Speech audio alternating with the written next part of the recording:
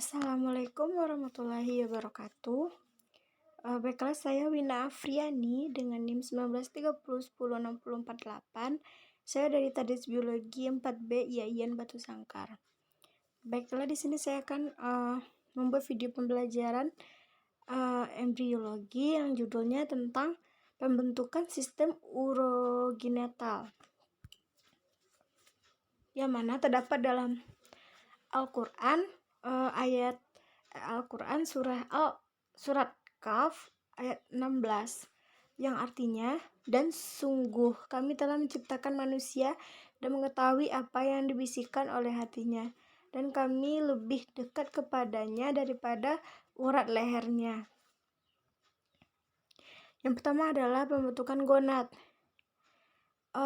Gonad atau hormon kelamin merupakan kelenjar endokrin yang dipengaruhi oleh gonadotropin hormon atau GTH yang disekresikan kelenjar pituitari. Hipofisis menghasilkan dua jenis gonadotropin yang mengatur fungsi alat reproduksi, yang hormon pemacu folikel atau FSH, polystimulating hormone, dan LH, luteinizing hormone. Pada setiap spesies tertentu, hipofisis penting selama kehamilan, sedangkan umumnya kehamilan dapat berjalan tanpa hipofisis. Selanjutnya itu mekanisme kerja hormon gonadotropin. Mekanisme kerja hormon otropin adenohipofisis, misalnya hormon gonadotropin atau hormon kelamin, merupakan mekanisme kerja hormon pada taraf seluler tergantung jenis hormon. Mengikuti salah satu mekanisme berikut. Hormon berinteraksi dengan reseptornya mengakibatkan perangsangan atau penghambatan mengubah kecepatan sintesis siklik AMP dari ATP. Sebenarnya siklik AMP berfungsi sebagai mediator intrasel untuk hormon tersebut, dan seluruh sistem ini berfungsi sebagai suatu mekanisme spesifik sehingga efek spesifik. Selanjutnya itu pembentukan ginjal. Ginjal merupakan organ sistem urinaria yang terletak di sebelah kanan dan kiri tulang belakang di luar rongga peritoneum. Setiap ginjal mempunyai panjang 6-7,5 cm dan tebal 1,5-2,5 cm. Pada orang dewasa, beratnya kira-kira 140 gram. Ginjal terdiri atas struktur halus kurang lebih 1 juta nefron pada setiap ginjal. Siklik AMP mempengaruhi berbagai proses dalam sel. Dalam efek akhirnya bergantung dari kapasitas serta fungsi dari sel tersebut. Siklik AMP menyebabkan aktivasi enzim-enzim AMP menyebabkan aktivitas enzim-enzim protein kinase yang terlibat dalam proses fosforilasi pada sintesis protein dalam sel. Siklik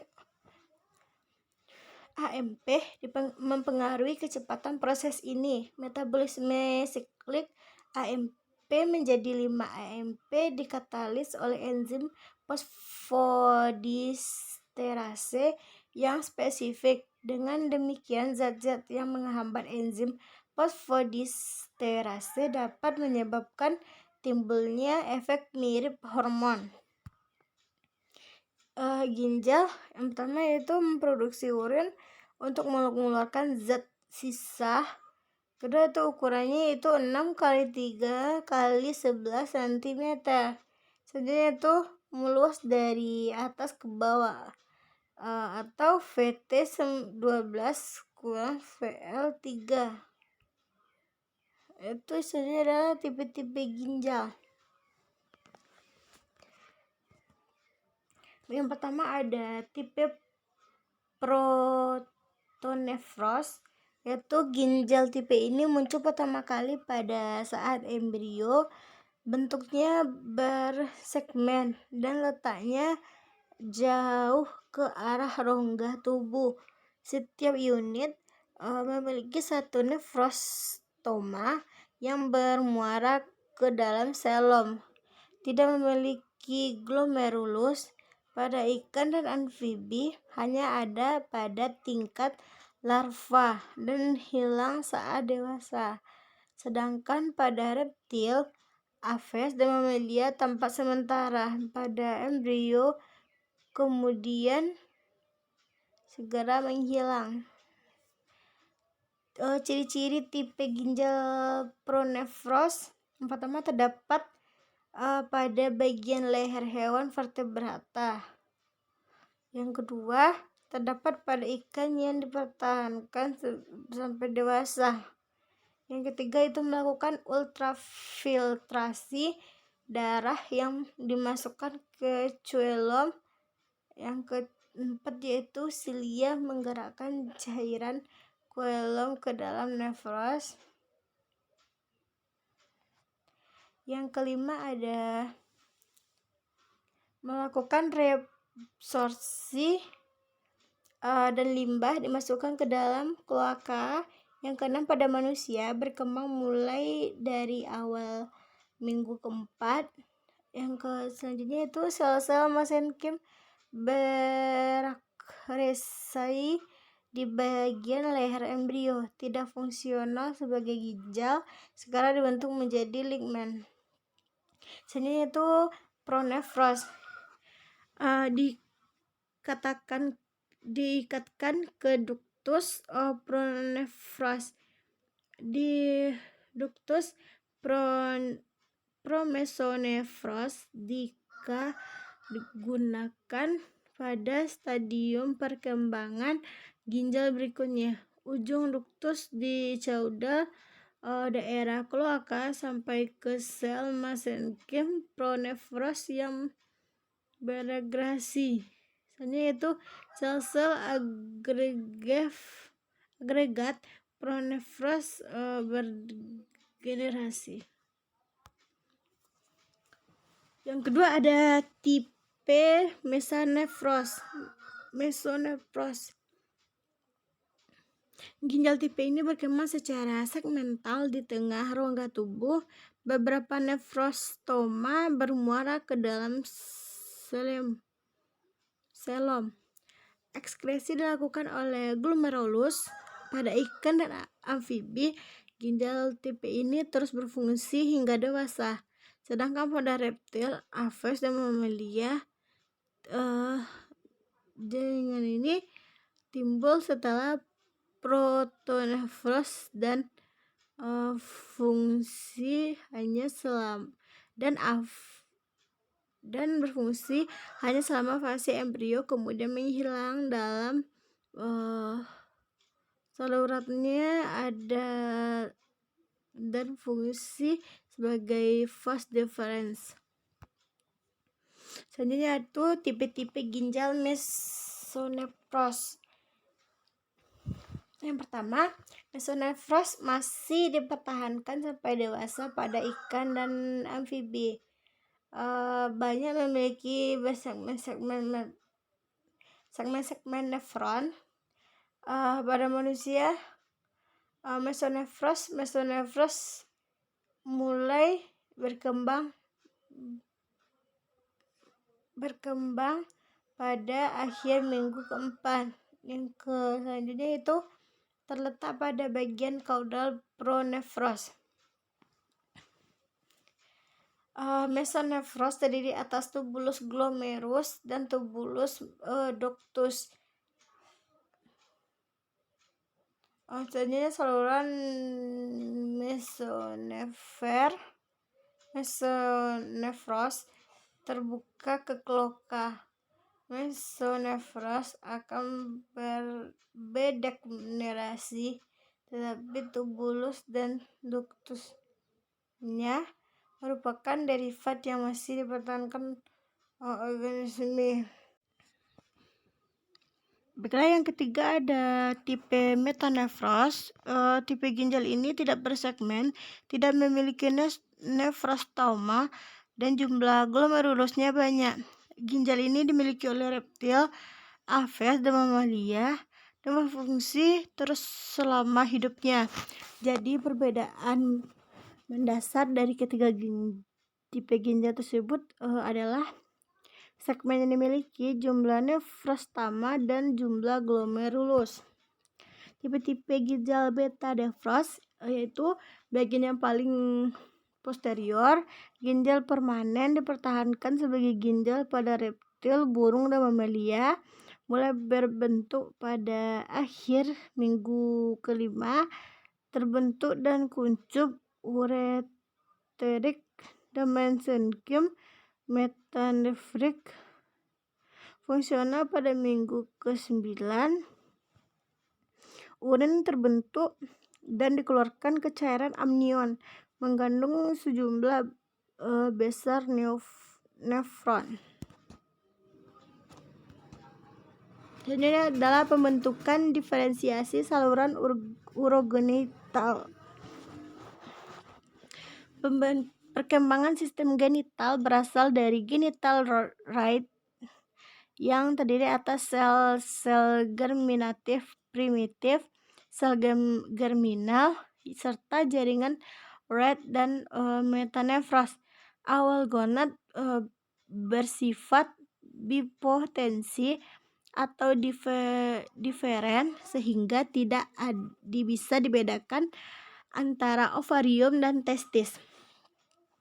Genital rite tersusun atas gamet, sel induk benih, dan sel interstitial yang berasal dari mesenkium mesoderm dan epitel mesoderm yang merupakan pelapis genital rite yang berbentuk sac cord. Genital rite terbagi atas satu, ada korteks pada jantan mengalami degenerasi, sedangkan pada betina korteks berkembang dan mengandung sel germinal betina atau ogonium membentuk ovum. Yang kedua tuh medula yang pada jantan membentuk tubuli seminiferi yang terisi sel germinal jantan atau spermatogonia dan jaringan interstitial testis, sedangkan pada betina tidak berkembang. Saluran genital pada jantan terbentuk dari ductus Wolff atau ductus mesonephros yang bagian anterior menjadi ductus epididymis, dan bagian posterior sampai di kloaka menjadi vas deferens, sedangkan kelenjar prostat dan kelenjar Cooper atau glanula bulbouretralis berasal dari diverticulum endoderm uretra yang dibungkus oleh jaringan pengikat otot dari mesenkium di sekitarnya. Kelenjar vesicula semivalis berasal dari diverticulum ductus Wolff, dan penis berasal dari vaginasi ectoderm yang terbentuk bersama dengan pembawaannya sinus urogenitalis dari kloaka, sehingga penis mengandung ductus urogenital. Ada tahapan pertama yaitu penyaringan atau filtrasi. Darah dilakukan oleh glomerulus pada darah yang mengalir dari aorta melalui arteri ginjal menuju ke badan Malpighi. Kemudian sisa hasil penyaringan ini disebut dengan urin primer yang berisi air, glukosa, garam, dan urea. Zat ini nantinya akan masuk dan disimpan sementara dalam kapsul Bowman. Yang kedua ada tahapan kedua. setelah urin primer disimpan sementara di kapsul Bowman, kemudian menjadi saluran pengumpul. Dalam perjalanannya menuju saluran pengumpul, proses pembentukan urin masuk ke dalam resorpsi. Zat-zat yang masih dapat digunakan seperti glukosa, asam amino, dan garam tertentu akan diserap lagi oleh tubulus proksimal dan lengkung Henle. Penyerapan kembali dari urin primer akan menghasilkan urin sekunder. Urin sekunder memiliki ciri berupa kandungan kadar areanya. Saluran genital betina berasal dari ductus Muller yang berasal dari perkembangan ductus paramesopterygus, kemudian menjadi saluran sendiri yang membentuk oviduk, uterus dan vagina dilapisi oleh jaringan pengikat dan sel mesenkim di sekitarnya. Ductus Muller mempunyai ostium dan ujung anterior untuk menumpung ovum pada saat ovulasi. Disebut ostium tubae abdominal. Ductus Muller kiri ke kanan bersatu menjadi posterior membentuk bagian uterus dan vagina, sedangkan klitoris berasal dari vaginasi ektoderm. Baiklah, terima kasih. Itulah video pembelajaran embriologi saya tentang pembentukan sistem urogenital. Jika ada salah atau ucapan, saya mohon maaf. Saya sudahi dengan wabillahi taufiq wal hidayah. Assalamualaikum warahmatullahi wabarakatuh.